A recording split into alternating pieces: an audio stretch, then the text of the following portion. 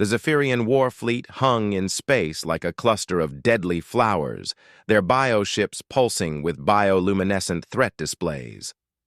Admiral Kextar watched the view screen from his command throne, mandibles clicking with satisfaction. 3 cycles of war had brought them to this moment. The Terran Federation's last diplomatic vessel approached their blockade, requesting safe passage to the neutral station where peace talks would supposedly take place. "Foolish mammals," Kextar hissed to his second-in-command. "They think their words can undo what their weapons could not." The Zephyrian Empire had crushed 17 species in the past century. Humanity would be the 18th. Their primitive kinetic weapons and chemical propulsion had proven laughably inadequate against Zephyrian biotechnology. Cities had fallen like dying trees, their populations fleeing into the void or surrendering to Zephyrian mining colonies. Captain Thane Korvik of the neutral Altarian peacekeeping force stood on the observation deck of Station Harmony, watching the approaching vessels through the massive transparent aluminum windows. The diplomatic station orbited a dead world, chosen specifically because no faction claimed it.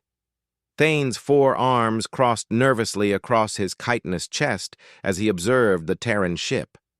The vessel was small, barely 100 meters long. Standard diplomatic configuration with minimal armaments, a few point defense lasers, nothing more. It looked fragile next to the massive Zephyrian dreadnoughts that surrounded it like predators circling wounded prey. The human ship's hull was scarred and patched, evidence of the brutal fighting that had raged across 3 star systems. "The humans are requesting docking permission," announced Specialist Varen from the communication console. Her blue-scaled hands moved across the holographic interface with practiced efficiency. "Granted," Thane replied, though his voice carried doubt. "But maintain our defensive fields at maximum. I don't trust the Zephyrians to honor the ceasefire." The Terran vessel, designated UFS Olive Branch, moved toward the station with careful precision. Its approach was steady, professional, despite the intimidating presence of the enemy fleet. Thane had to admire human courage, even if it bordered on stupidity. They had to know this was likely a trap.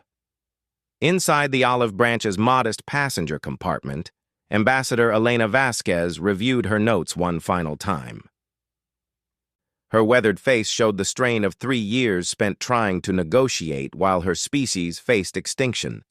The war had not gone well for humanity. They were outgunned, outmaneuvered, and running out of time. "Ambassador," came a voice from the ship's intercom, "we'll be docking in 10 minutes. Station security has confirmed safe harbor protocols are in effect." Elena nodded, though the captain couldn't see her. She closed her tablet and looked across the narrow aisle to where her bodyguard sat in seemingly perfect relaxation. Marcus Chen appeared to be sleeping, his eyes closed, breathing steady and deep. But Elena knew better. Marcus was never truly asleep, never truly off guard. She had argued against bringing him. The Galactic Accord strictly limited armed personnel on diplomatic vessels, and Marcus definitely qualified as armed personnel. But the Colonial Defense Force had insisted. Too many human diplomats had vanished or died under mysterious circumstances. If this was to be humanity's last chance at negotiation, they wanted their best protecting their negotiator. Elena wasn't sure what made Marcus the best of anything. He was quiet, polite, and unremarkable in most ways. Average height for a human at about 1.8 meters, with dark hair and brown eyes. He wore a simple black suit that looked more appropriate for a corporate meeting than a galactic war zone. No visible weapons, no obvious cybernetic enhancements, no power armor. Just a man in a suit. But the CDF had seemed almost religious in their certainty that Marcus Chen was the right choice. Elena had seen his file, or rather, the parts that weren't classified beyond her clearance level. Military service, certainly, but in units whose names were redacted. Commendations whose details were sealed. A service record that read like a connect-the-dots puzzle with most of the dots missing. The docking clamps engaged with a soft vibration through the hull. Elena felt her stomach tighten. Everything hinged on the next few hours. If she could convince the Zephyrians that humanity was worth more alive than dead, worth more as allies than as extinct museum pieces, then maybe 3 billion people might have a future. Marcus opened his eyes as the airlock cycled. "Ready, Ambassador?" His voice was calm, unremarkable. Elena nodded and stood, smoothing her diplomatic robes. The airlock hissed open, revealing the sterile white corridors of Station Harmony. Captain Thane waited with a small honor guard of Altarian peacekeepers. "Ambassador Vasquez," Thane greeted her with a formal bow that involved all 4 arms. "Welcome to Station Harmony. I am Captain Korvik, Station Commander." "Thank you for hosting these talks, Captain," Elena replied, following diplomatic protocol. "This is my security escort, Mr. Chen." Thane's compound eyes studied Marcus briefly.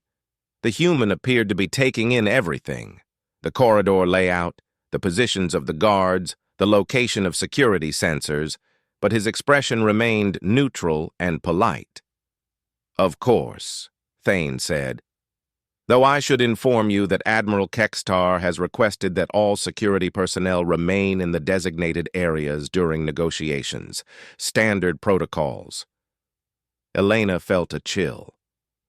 Separating her from Marcus hadn't been part of the agreed terms, but arguing now would only create tensions before the talks even began. "That's fine," Marcus said before Elena could object. "I'll be wherever you need me to be, Ambassador." They proceeded through the station's main thoroughfare. Station Harmony was designed to accommodate dozens of different species, with adjustable gravity, atmosphere, and even lighting to suit various physiological needs. The diplomatic wing maintained standard galactic conditions, slightly lower gravity than Earth normal, atmospheric mix favoring species that breathed oxygen-nitrogen combinations. Other delegations were already present. Elena recognized the insectoid forms of Altarian mediators, the crystalline Quellians who served as neutral observers, and the slug-like Bavandians whose commercial interests made them stakeholders in any major territorial settlement. All of them watched the human delegation with expressions that ranged from curiosity to pity. The Zephyrian delegation had not yet arrived, though their fleet's presence made it clear they would attend. Elena suspected they were making a deliberate show of force, arriving last to emphasize their dominant position. "Your quarters are on Deck 7, Thane informed them as they rode the lift. "Security protocols require all personal effects to be scanned and registered. Weapons are, of course, prohibited in the negotiation areas." Elena glanced at Marcus, wondering if he carried any weapons that would show up on scans. But his expression remained unchanged. "Of course," Marcus replied, "though I should mention that I consider myself a weapon captain. Will that be a problem?" Thane's mandibles clicked in what Elena recognized as nervous laughter. "As long as you remain in designated areas during formal sessions, there should be no issues." They reached the human delegation's quarters, a modest suite with a conference room, sleeping areas, and basic amenities. The walls were decorated with holographic displays showing peaceful scenes from various worlds, an attempt to create a calming atmosphere. "The opening session begins in 4 hours, Thane informed them. "Admiral Kextar's flagship is approaching now. I should warn you that the Admiral has a reputation for directness. Zephyrians don't appreciate what they consider verbal maneuvering." Elena nodded grimly. She had studied Zephyrian culture extensively. They respected strength, despised weakness, and considered most diplomatic niceties to be signs of inferior breeding.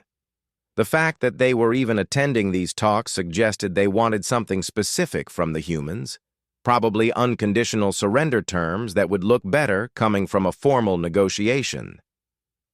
After Thane left, Elena sank into one of the conference room chairs. The weight of responsibility pressed down on her shoulders. 3 billion lives, the future of human expansion into the galaxy, all resting on her ability to convince a species of warrior philosophers that humanity deserved to exist. "You should get some rest," Marcus suggested, moving to the window that looked out into space. "You'll need to be sharp for the talks." Elena watched him standing there, hands clasped behind his back, studying the Zephyrian fleet with calm attention. "Marcus, can I ask you something?" "Of course." "Why did they send you? I mean, I've seen your file. What's left of it after the redactions? You're obviously qualified. But there are other bodyguards, other security specialists. Why you specifically?" Marcus was quiet for a long moment, still looking out at the bioships that hung in space like bioluminescent jellyfish. When he spoke, his voice was thoughtful. "Have you ever heard of the Proxima incident, Ambassador?" Elena frowned. "Proxima Centauri? That was before my time, but wasn't that where first contact went wrong? Some kind of misunderstanding with an alien patrol?" "Something like that." Marcus turned from the window, and Elena was surprised to see something like sadness in his eyes. "The thing about being human, Ambassador, is that we're very good at adaptation. We learn quickly.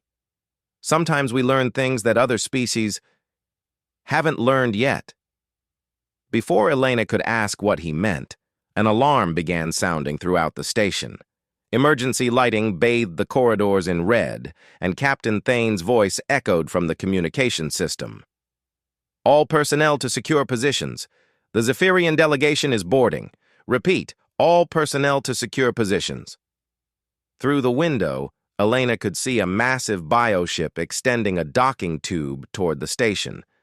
The vessel was beautiful in a terrifying way, its living hull pulsing with patterns of light that hurt to look at directly. As she watched, smaller forms detached from the ship and flew toward the docking ports under their own power, Zephyrian warriors who didn't need mechanical transport. "It's starting," she murmured. Marcus joined her at the window, and Elena was surprised to realize that she felt calmer with him nearby. There was something reassuring about his presence, something that suggested competence and control even in impossible situations. "Yes," Marcus agreed, watching the Zephyrian warriors approach. "It's starting." But Elena couldn't shake the feeling that Marcus was referring to something entirely different than the diplomatic negotiations. Something that made the corner of his mouth curve in what might have been anticipation. The station shuddered as the Zephyrian bioship completed docking. Somewhere in the distance, Elena could hear the sound of alien voices raised in what might have been song or might have been threat displays. The war that had consumed 3 star systems and cost millions of lives was about to enter its final phase, and somehow, Elena found herself hoping that Marcus Chen was exactly as dangerous as the Colonial Defense Force seemed to think he was. The Zephyrian delegation entered the main conference chamber like a force of nature made manifest. Admiral Kextar stood nearly 3 meters tall, his chitinous exoskeleton gleaming with bioluminescent patterns that spoke of countless victories. Behind him came his honor guard, 6 elite Zephyrian warriors whose very presence seemed to make the air thick with menace.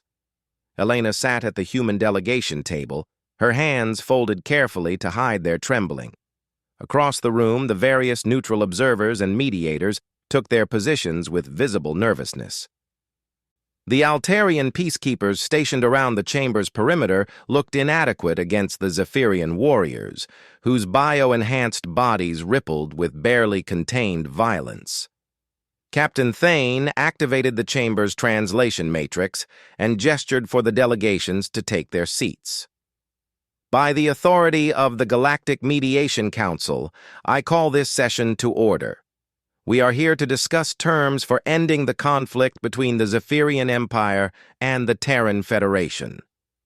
Admiral Kextar remained standing, his mandibles clicking in what Elena recognized as disdain.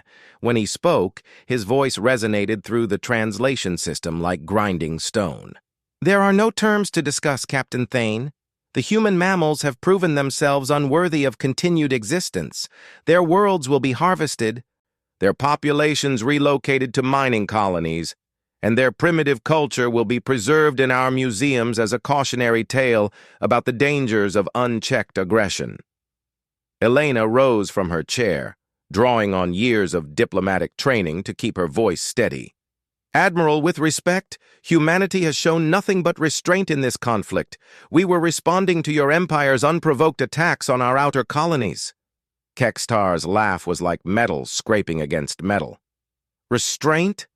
Your species poisoned the atmosphere of Kepler 442b rather than allow us to claim it intact. You destroyed 3 of our harvest ships with suicide attacks. You have shown the savage desperation of a cornered animal, nothing more." "We defended ourselves," Elena replied firmly. "And we're here now, seeking peace through negotiation rather than continued bloodshed." The Admiral's 4 eyes focused on Elena with predatory intensity. "Peace. Yes, you humans speak much of peace when you face extinction. But actions reveal truth more clearly than words." He gestured to his honor guard. "Warrior Prime Zexhal, please share with our human friends the information you gathered from the Proxima system." One of the Zephyrian warriors stepped forward, his exoskeleton marked with the intricate scarification that indicated special operations status. When he spoke, his voice carried the authority of an eyewitness. 23 cycles ago, a Zephyrian exploration fleet encountered human vessels near the star you call Proxima Centauri. Initial contact was peaceful. The humans offered gifts, cultural exchanges, demonstrations of their primitive but interesting technologies. The warrior paused, his mandibles spreading in what might have been a smile. "Then our fleet commander made the mistake of expressing interest in human breeding capabilities and population centers." Elena felt ice forming in her stomach. She had heard fragments of this story before, but never from a Zephyrian perspective. The human delegation leader, a female called Coordinator Sarah Chen, asked for time to consult with her government about our empire's generous offer to incorporate their species. She returned 6 hours later with a single escort, a small, unremarkable human male who carried no visible weapons. Captain Thane leaned forward in his mediator's chair. "This seems irrelevant to current negotiations. Ancient history has no bearing on—" "Silence," Admiral Kextar hissed. "This history has everything to do with why these mammals must be eliminated. Continue, Warrior Prime." Zexhal's bioluminescent patterns shifted to colors Elena didn't recognize, but which seemed to disturb the other aliens present. "The human male requested permission to inspect our flagship. Coordinator Chen explained that her government required technical specifications to properly prepare integration protocols. Our commander, eager to demonstrate Zephyrian superiority, granted the request." The warrior's 4 eyes fixed on Elena with unmistakable hatred. "The male human spent 47 minutes aboard our flagship. He was polite, curious, asked many questions about our biotechnology and ship systems. Our technical specialists were impressed by his rapid comprehension of concepts that typically required cycles of study." Elena felt a strange chill of recognition. Something about this story was triggering memories she couldn't quite access. The name Chen was common enough among humans, but combined with the timeline and circumstances.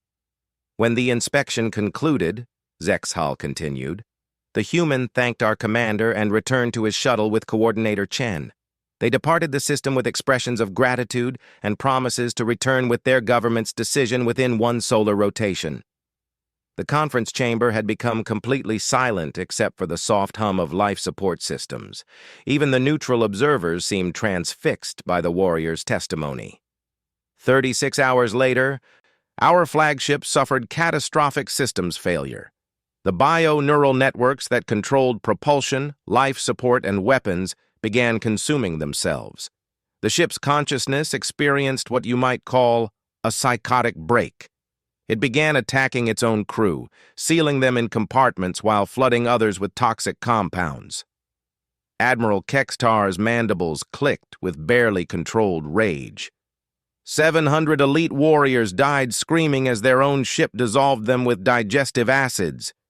The flagship's death throes were broadcast across our fleet, showing every detail of their agony. Elena's hands were shaking now, but not from fear, from recognition, from the terrible understanding of what she was hearing. But that was not the end, Zexhal said, his voice dropping to a whisper that somehow filled the chamber. Before the flagship died, its corrupted consciousness transmitted a message to the remaining fleet, a message from the small human male who had inspected our systems. The warrior activated a holographic projector, and suddenly the chamber was filled with the image of a young human man. Elena's breath caught in her throat. The face was decades younger, but unmistakably familiar. "I am Marcus Chen of Earth's Colonial Defense Force," the hologram said in perfect Zephyrian. "By now, you have discovered what happens when humans are properly motivated to defend themselves. Your flagship is dead because I spent 47 minutes learning how your biotechnology works. Your warriors are dead because you threatened to harvest my species like livestock." Admiral Kextar stood and pointed directly at Elena. "The male sitting in your delegation quarters, human. His name is Marcus Chen, is it not?" Elena opened her mouth to speak, but found no words. The pieces were falling into place with horrible clarity. Marcus Chen, the Proxima incident, the classified service record, the Colonial Defense Force's absolute certainty that he was the right person to protect her. "Answer me!" Kextar roared, his bioluminescent patterns flaring with aggressive colors. "Yes," Elena whispered. Then louder, "Yes, his name is Marcus Chen." The Admiral's laughter was like the sound of breaking glass. "Perfect. Do you know what your species calls him, Ambassador? Do you know the translation of the name they gave him after Proxima?" Elena shook her head, though she suspected she already knew. "The destroyer of ships, the mind killer. The one who thinks in viral patterns that corrupt the living technology of any species foolish enough to trust him." Kextar leaned across the conference table, bringing his massive head close to Elena's. "He is a weapon that walks like a man, and you brought him here." The chamber erupted in chaos. The neutral observers began speaking rapidly among themselves in their native languages. Captain Thane was shouting orders to his security staff.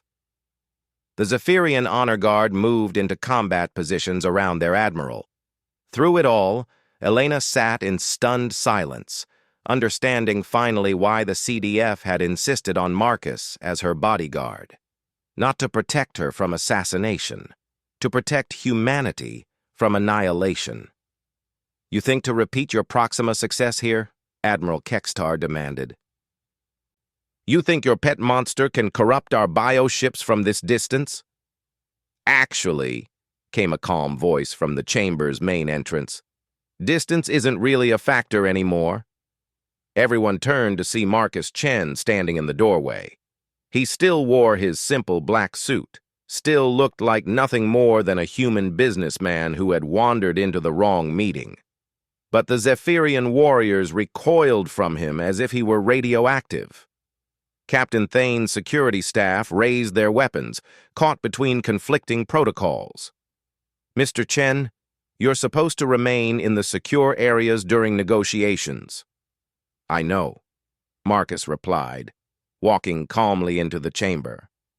"But I received some concerning intelligence about fleet movements." It seemed like the kind of thing the ambassador should know about immediately. Admiral Kextar's bioluminescent patterns flared with rage and what might have been fear. "Stay back, human monster. We know what you are capable of."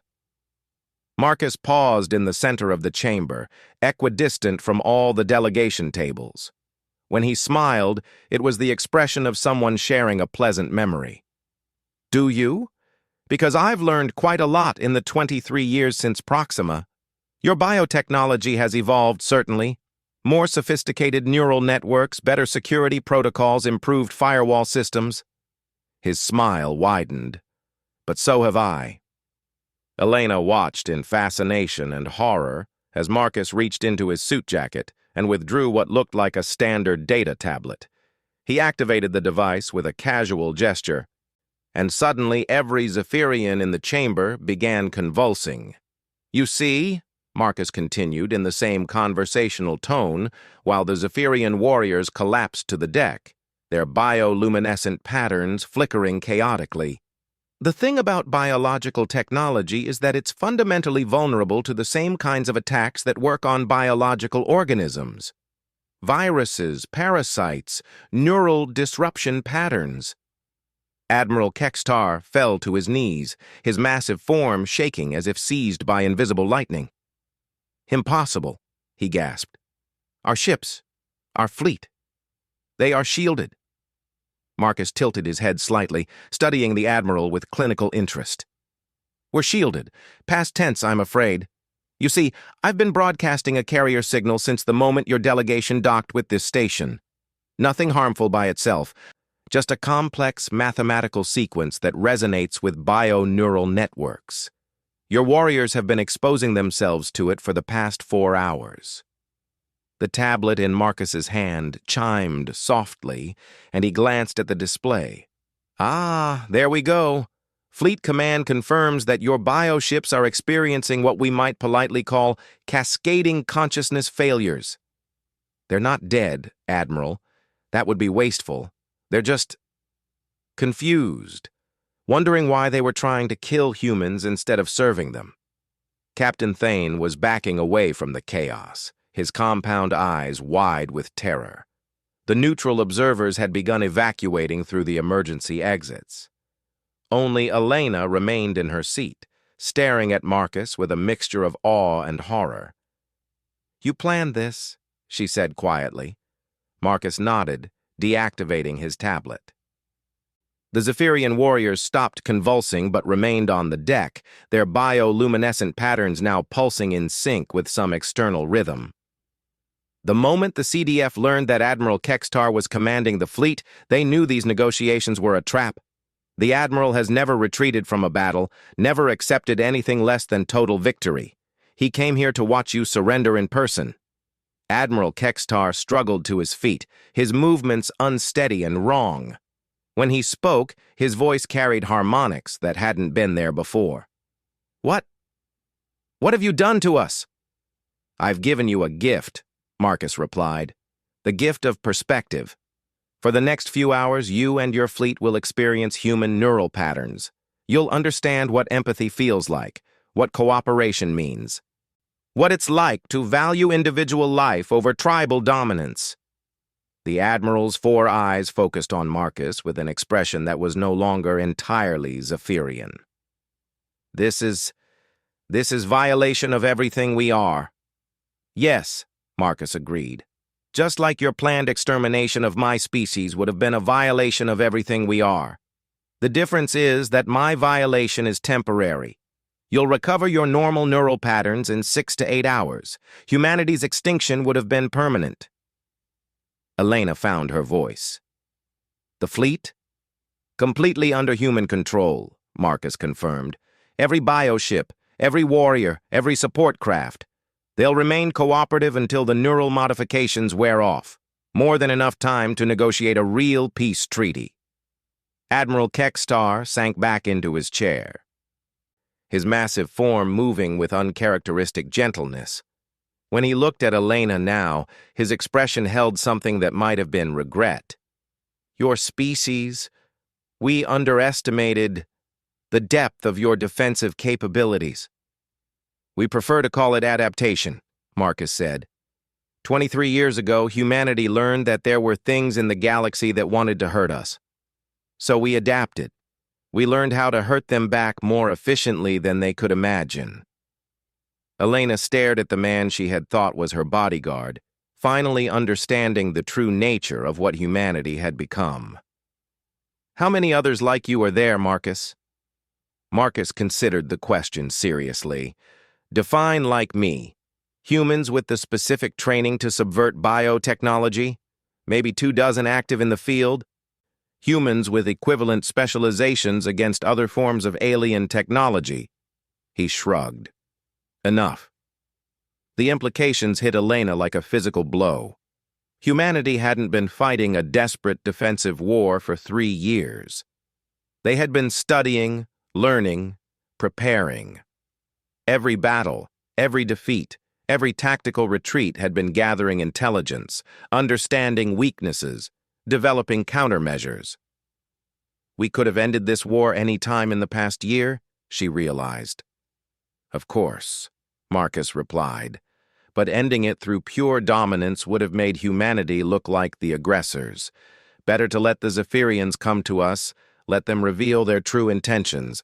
Let them make the mistake of bringing their entire command structure within range of a properly motivated human specialist. Admiral Kextar's voice carried new harmonics when he spoke. A trap within a trap within a trap. Your species, we have gravely misjudged your strategic capabilities. Marcus smiled, and this time the expression held genuine warmth. You're not the first, Admiral. You won't be the last. But maybe, when the neural modifications wear off, you'll remember what it felt like to consider cooperation instead of conquest. Maybe you'll decide that humanity makes better allies than enemies. The conference chamber's communication system crackled to life with Captain Thane's voice. All delegations to secure positions.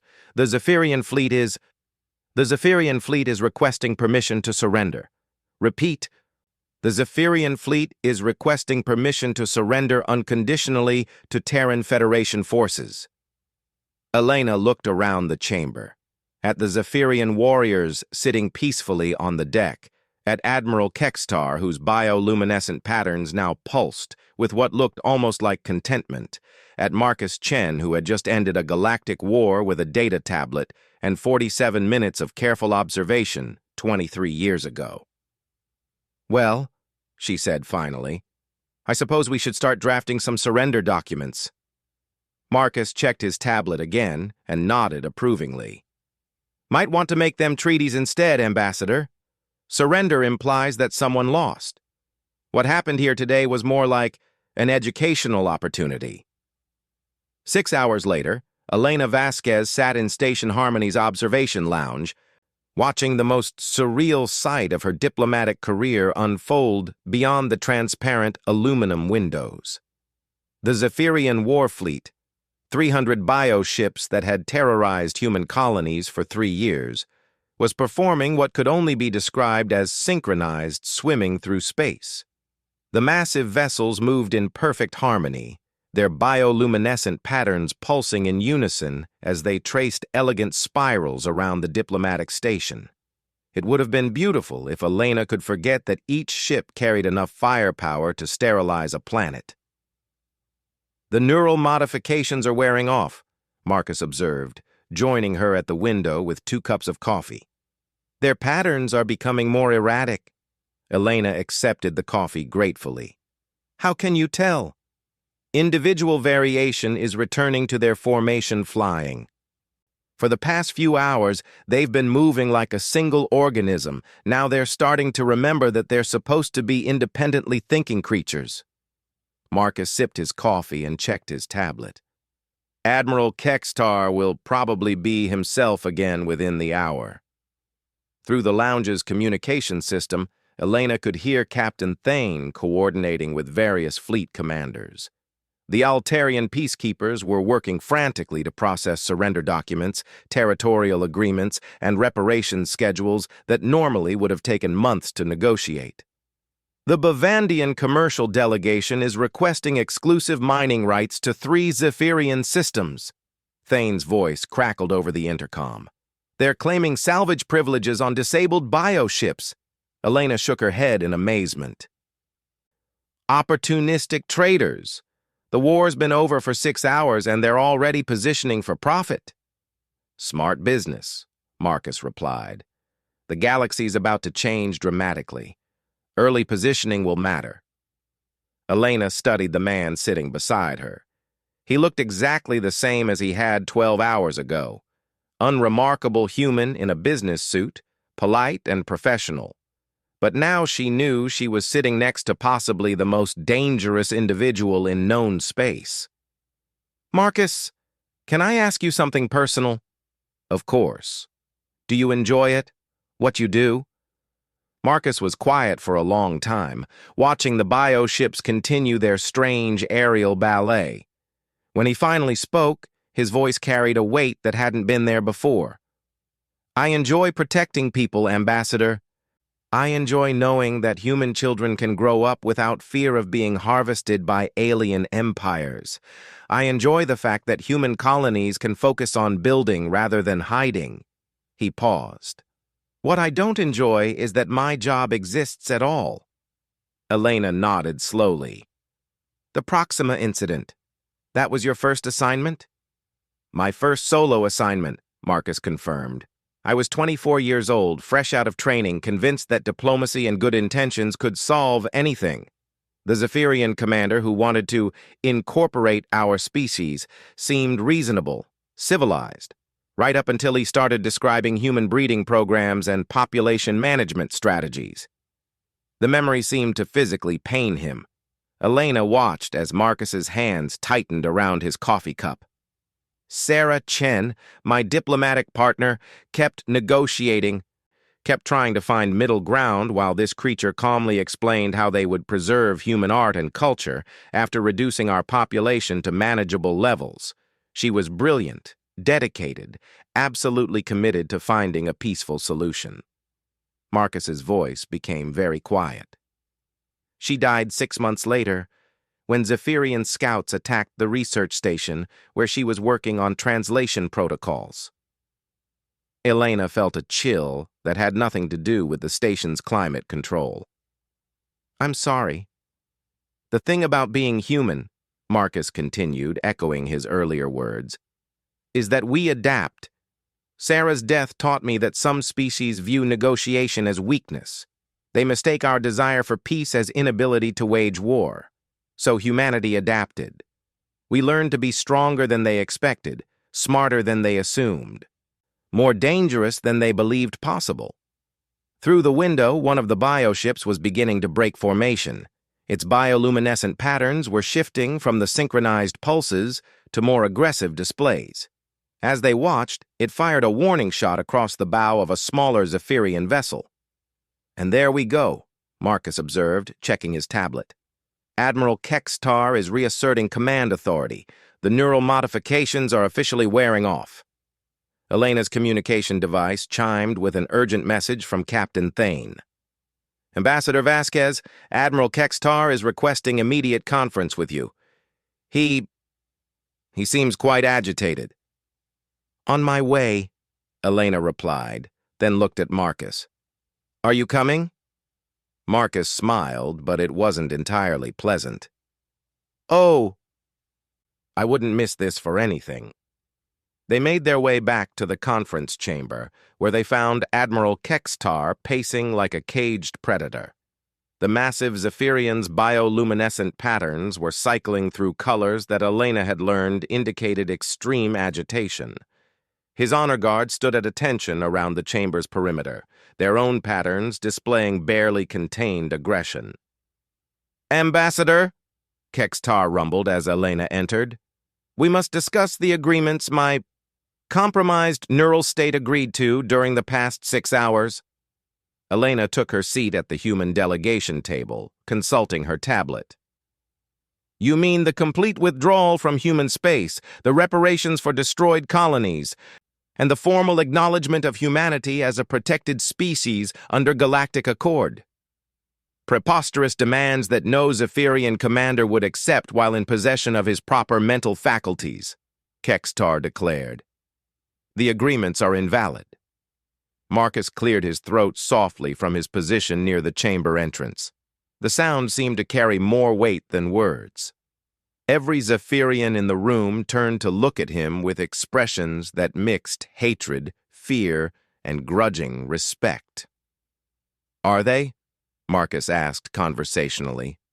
Because according to galactic law, agreements signed by lawful command authority during active negotiations are binding regardless of the signatory's mental state, assuming, of course, that the mental state wasn't artificially induced through illegal means. Admiral Kextar's mandibles clicked dangerously. "You admit to mental manipulation?" "I admit to introducing neural patterns that promoted empathy, cooperation, and rational thought," Marcus replied calmly. "If you're arguing that those constitute artificial mental states for Zephyrians, that's illuminating." Elena watched the exchange with growing understanding. Marcus wasn't just protecting her, he was conducting psychological warfare on a species-wide level. "Furthermore," Marcus continued, "I should mention that the neural patterns I introduced weren't just temporary. They're permanent additions to your bio-neural networks. The modifications that wore off were the ones that made those patterns dominant. The patterns themselves are now part of your basic cognitive architecture." The chamber fell silent except for the sound of Zephyrian warriors shifting nervously in their positions. Admiral Kextar's bioluminescent patterns had gone completely dark. "Impossible," the Admiral whispered. "Quite possible, actually," Marcus assured him. "Humanity has had 23 years to study Zephyrian biotechnology. We've become very good at making subtle improvements. Every Zephyrian who was exposed to my carrier signal now has enhanced capacity for empathy, pattern recognition, and long-term strategic thinking. Consider it our gift to your species' evolution." Elena realized her mouth was hanging open. "Marcus, are you saying you've upgraded their brains?" "Enhanced their cognitive capabilities, yes. Though upgrade implies that the original design was somehow deficient, which would be diplomatically inappropriate to suggest."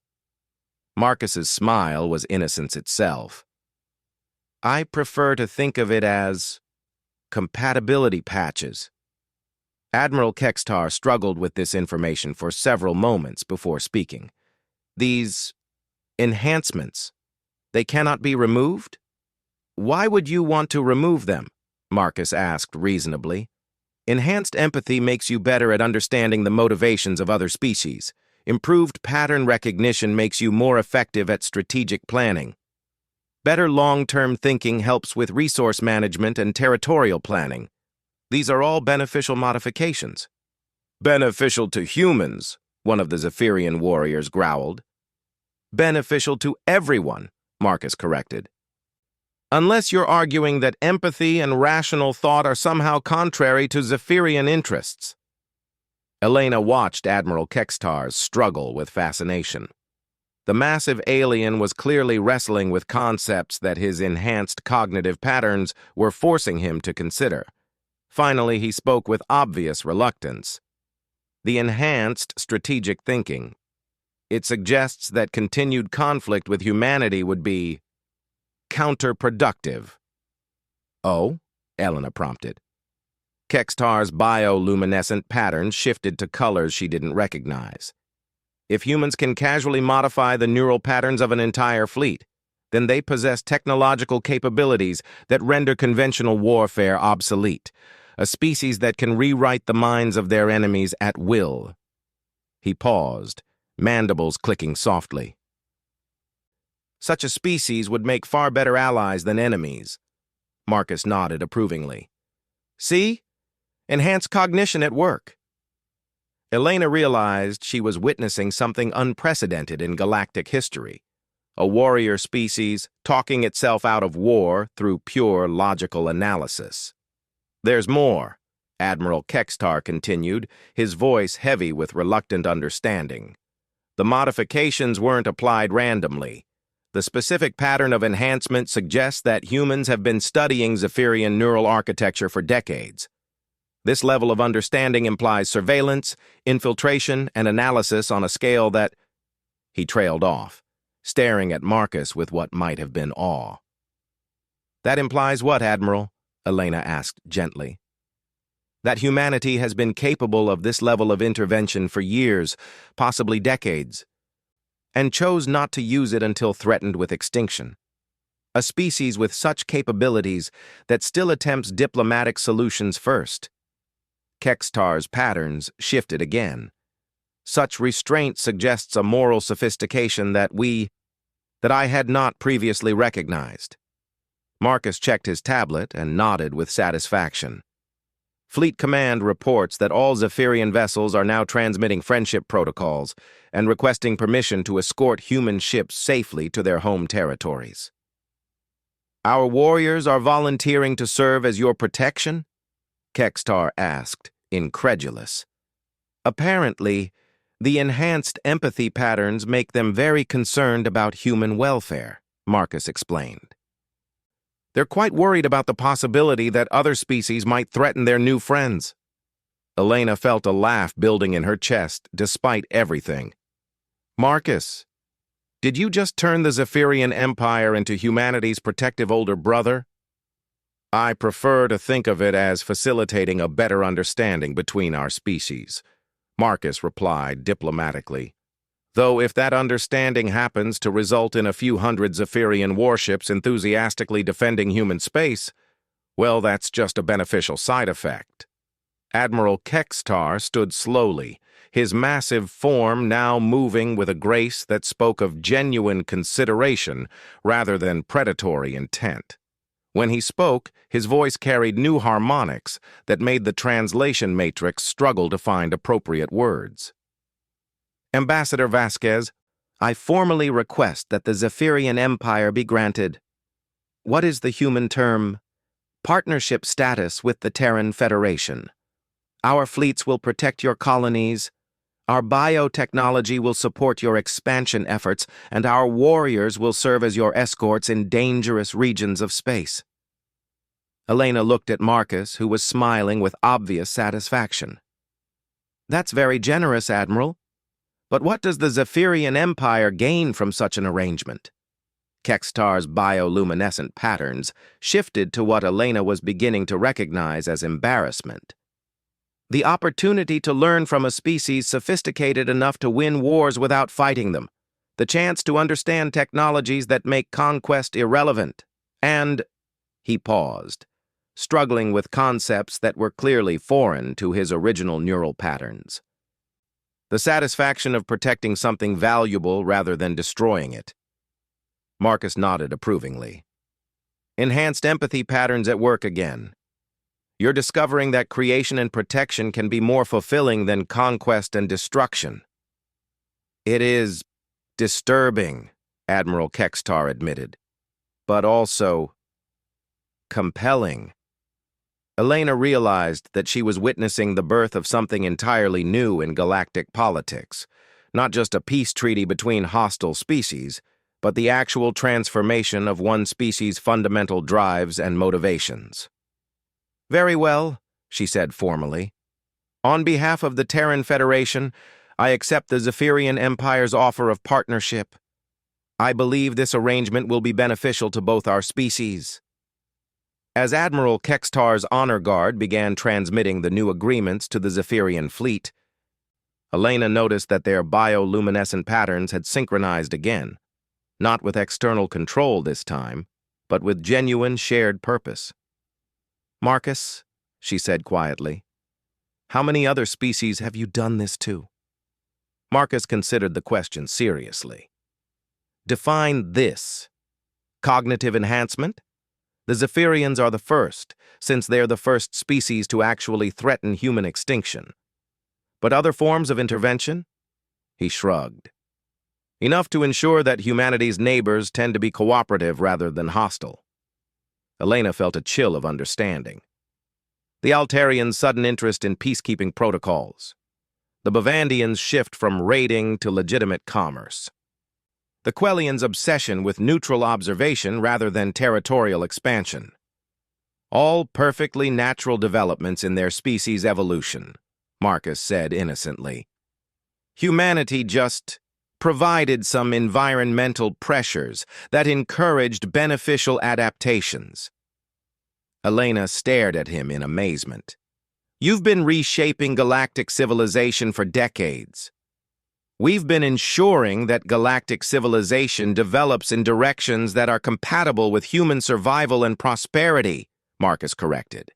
It's not our fault that those directions happen to involve less warfare, more cooperation, and greater emphasis on mutual benefit. Through the observation windows, Elena could see the Zephyrian fleet forming up into protective formations around Station Harmony. Other fleets were beginning to arrive: Altarian peacekeepers, Bavandian merchant vessels, Quellian research ships, all of them flying friendship protocols and requesting permission to assist with the new peace agreements. How long? Elena asked. How long have humans been the real power in this galaxy? Marcus smiled, and for the first time since she'd met him, it was the expression of someone who didn't need to hide anything anymore. Since about 15 minutes after first contact, Ambassador. We're very fast learners. Elena sank back in her chair, overwhelmed by the implications. Humanity hadn't won a war today. They had revealed that the war had been over before it began, that every major species in their region of space had already been guided toward positions that served human interests. The scary thing, she murmured, is that you probably think this is the benevolent approach. It is the benevolent approach, Marcus replied seriously. The alternative would be conquest through force, which would result in massive casualties and species-wide trauma. This way, everyone gets to evolve naturally toward patterns that benefit everyone. The Zephyrians will be happier as protectors than they were as conquerors. The Altarians are finding more satisfaction in peacekeeping than they ever found in territorial disputes. The Bavandians make more profit through honest trade than they ever did through piracy. Elena realized that Marcus was absolutely sincere. From humanity's perspective, they had spent decades carefully engineering a galaxy where everyone was better off than they had been before human intervention. And what about humanity? What do you get out of this arrangement? Marcus gestured toward the window, where dozens of alien fleets were positioning themselves to protect a small human diplomatic station. A galaxy where human children can grow up safe, where human colonies can thrive without fear, where human explorers can venture into the unknown knowing that they'll find friends rather than enemies. His expression became very serious. A future where humanity survives not because we're the strongest or the most ruthless, but because we're the species that everyone wants to have around. Elena looked out at the alien fleets, at Station Harmony surrounded by former enemies who were now eager protectors, at the beginning of what was clearly going to be a very different kind of galactic civilization. Well, she said finally, I suppose there are worse things than being universally beloved. Marcus Chen, Bodyguard, Diplomat, and apparently architect of galactic civilization, smiled and went back to checking his tablet. After all, there were probably other species somewhere in the galaxy that still needed to discover how much better life could be when humans were involved.